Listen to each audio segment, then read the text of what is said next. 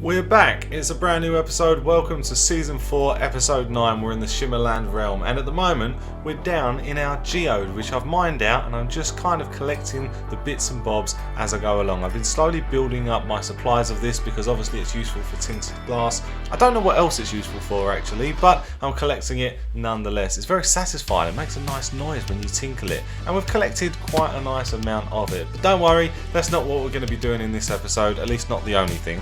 In the last episode, oh look at that. Oh, that's a beautiful view, just coming out of the mine, that's wonderful. As I was saying, in the last episode, Rick and I built an epic gold farm, but that means we've got a lot of rotten flesh. But before we go and deal with that, we're going to go and do some exploring in the caves.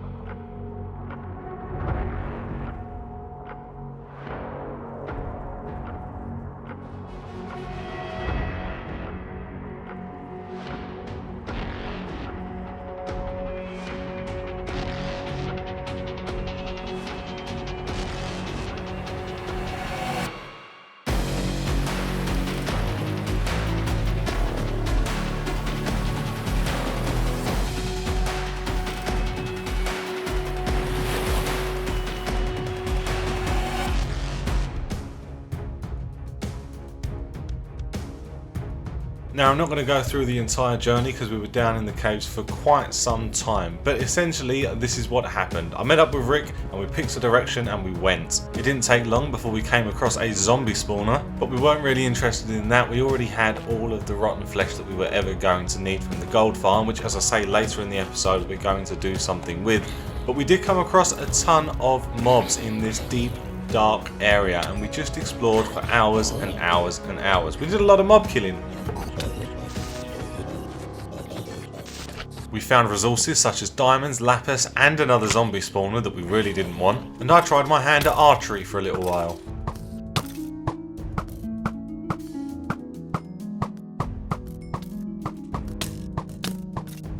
Then we came across an abandoned mineshaft which was exposed to the elements, and we decided we were going to investigate that and see what that had for us. The answer was not very much, but we did come across a couple of geodes, so that was kind of cool I suppose. But we'd lit a lot of the area up, which meant that we could come back to explore it later. So as we staircased our way out, I grabbed some last bits of coal and we made our way to the surface. I made a pillar and stuck a torch on top so that we could find our way back as and when we wanted to, and then I did this.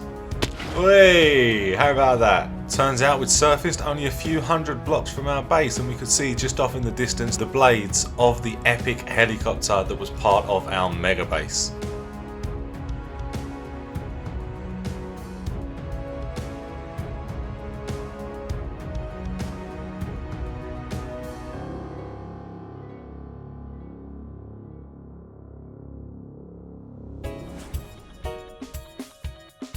So it's the day after we went caving, and I just logged in. Rick is up there AFK, but it looks like he started marking out some parts of the build. And if this is going to be the scale of it, oh my god, this really is going to be a mega base. Honestly, I don't know what he's got planned design wise, but this is just looking epic already, and it's just a dirt frame. I mean, look at this. Look what he has planned. But I'm going to leave him to it because I'm terrible at building. I have other plans. I'm just going to check our resources. Not doing too bad on our shared diamonds, that's alright. Our cactus farm is running, and that's pretty cool. I know I haven't actually shown you the cactus farm being built, but I have built it. It is up there. It's just a fairly standard design. But that's not what we're focusing on in this episode. In this episode, we need to do something with the copious amounts of rotten flesh that we have. And I have just the idea. We're going to need some villagers. And thanks to Rick, king of the villagers, we've got an iron farm pumping out iron at a rate of knots, which means that we can be quite liberal with our use of iron-based blocks, such as trapdoors, which is not something that I've used a lot before, but I want to make use of in this build. And I want to keep in theme with the rest of the base, so I think that smooth stone slabs are going to be very useful, but it doesn't look like we've got any. What about just smooth stone blocks themselves? Oh, that's not looking great either.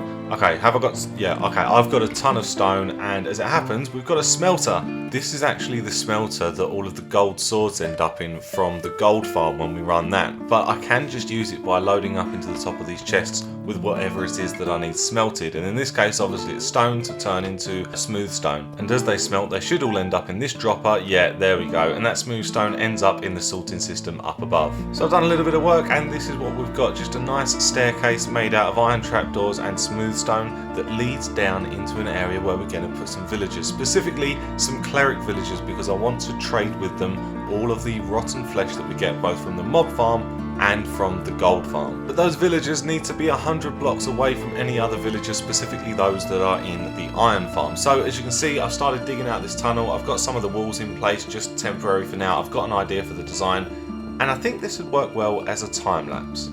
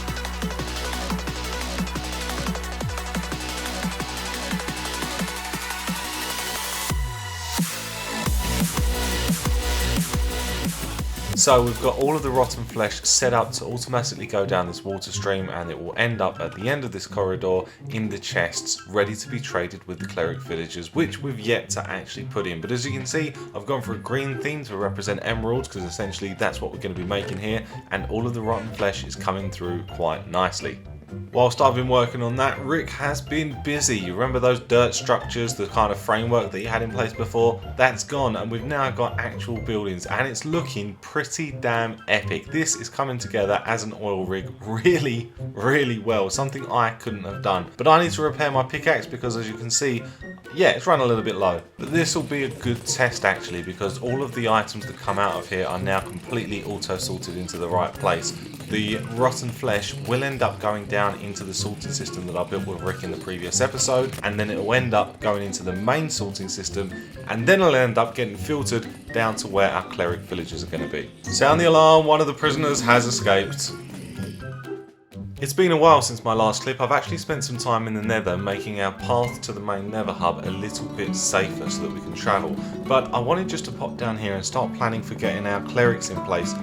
Oh my god! Oh my god, there are zombie villagers here. I don't know how they spawn. Oh, they must have spawned just above the water stream. I don't think they'll let that up.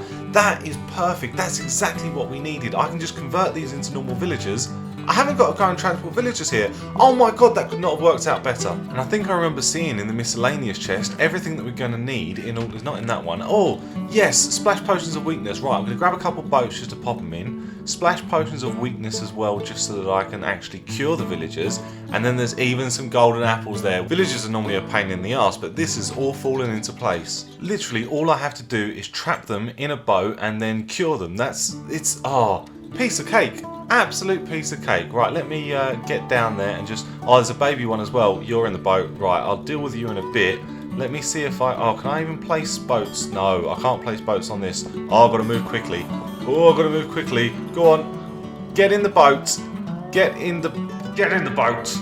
Oh, yeah, right, there's one. Come on, come up this end with me and I will, I'll put you in this same boat. Will you get in the same boat? You're not going to do it, are you? Come on, it's been so easy so far. Don't make it difficult for me now. I'm just going to take this one out because I only need 2 if I want to breed them.